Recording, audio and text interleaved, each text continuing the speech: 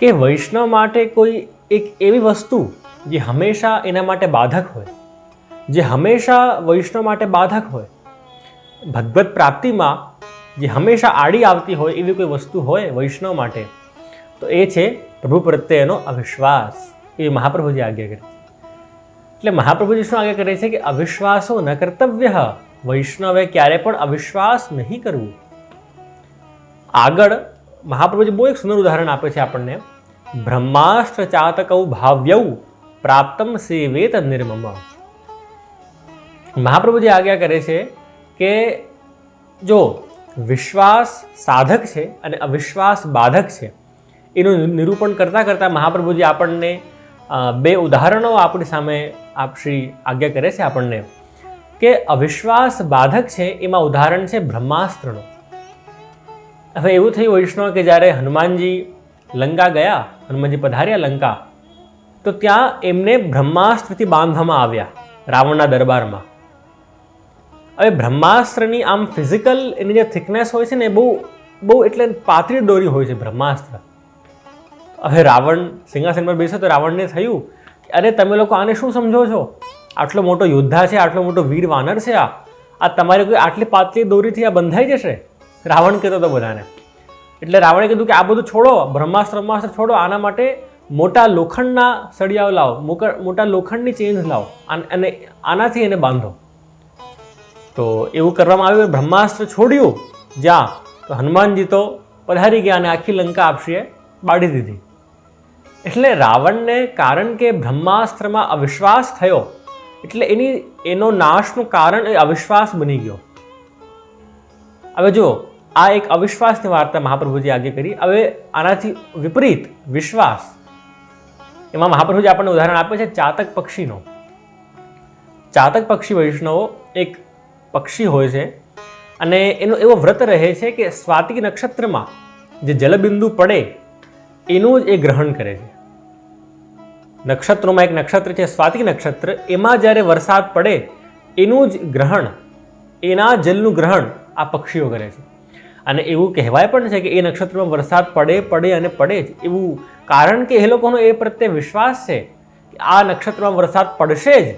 એટલે એ લોકોના વિશ્વાસના કારણે ત્યારે વરસાદ પડે છે અને એ જલનું ગ્રહણ આ પક્ષીઓ, ચાતક પક્ષીઓ કરે છે. શાસ્ત્રોમાં એવી એક વાર્તા છે કે ચાતક પક્ષીએ તો પોતાના સમસ્ત જીવન આ વ્રતને પાલન કર્યું.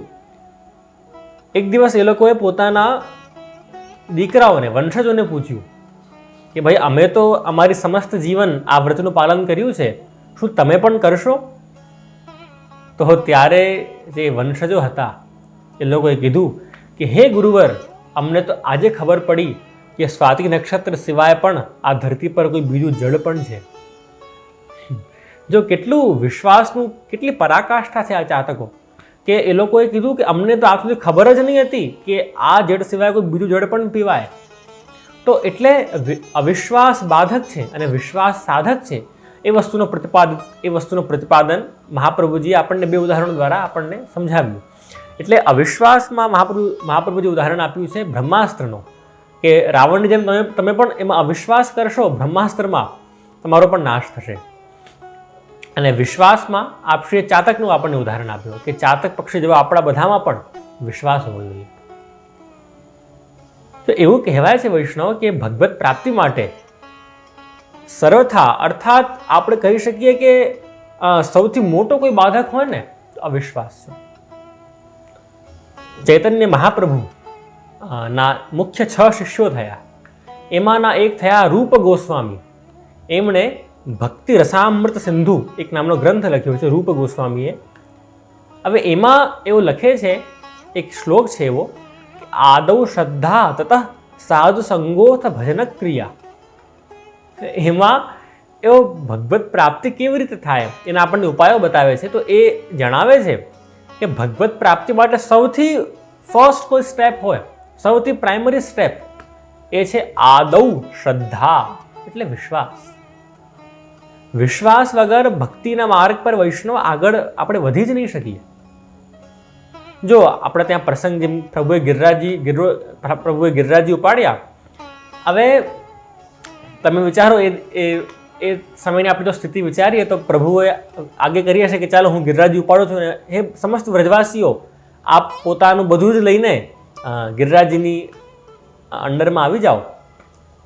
હવે જો વ્રજવાસીઓ પ્રભુમાં અવિશ્વાસ કરતા કે અરે આ તો એક નાનકડો દીકરો, નાનકડો 7 વર્ષનો બાળક, આણે જો પર્વત ઉપાડ્યું છે તો ક્યારે પણ આ તો પાડી શકે પર્વતને, અમે બધા મરી જઈશું.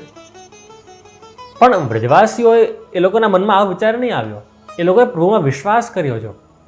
પ્રભુમાં વિશ્વાસ કર્યો કે ના, જો પ્રભુએ કૃષ્ણ ભગવાને જો ઉપાડ્યું છે ગિરિરાજજી, ભલે 7 વર્ષના બાળક છે, અમારું રક્ષણ કરશે કરશે અને કરશે જ.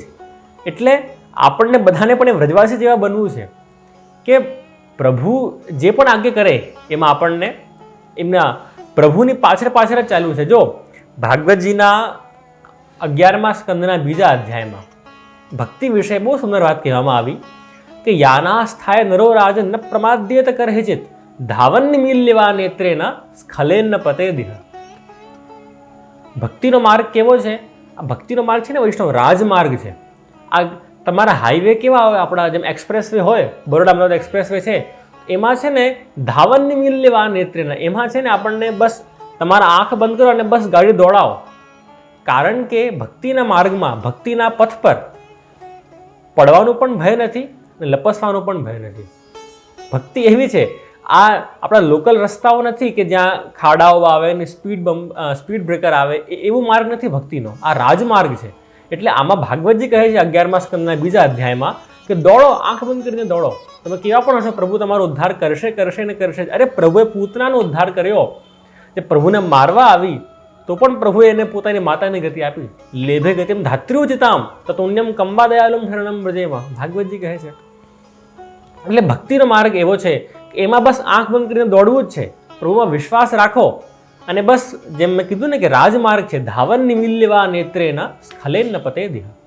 અહીંયા પડવાનો પણ ભય નથી અને લપસવાનો પણ ભય નથી. તો આવો આપણો ભક્તિનો માર્ગ છે. અને જો પદ્મપુરાણે પણ કહ્યું કે ન દેશ નિયમસ તસ્મિન ન કાલ નિયમસ થતા, કે ભક્તિમાં નહીં તો દેશ નિયામક છે, નહીં કાલ નિયામક છે. તમે કેવા પણ દેશમાં હો અને કોઈ પણ કાલમાં હો, પ્રભુમાં તમે જો તમારો વિશ્વાસ હશે, તમારો ઉદ્ધાર થશે થશે અને થશે જ.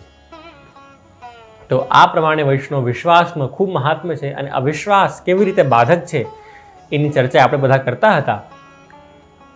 ત્યારે એક બહુ સુંદર વાર્તા મને આપણા વાર્તા સાહિત્યોમાંથી એક યાદ આવે છે કે રામદાસજી મેવાડા કરીને વૈષ્ણવ થયા.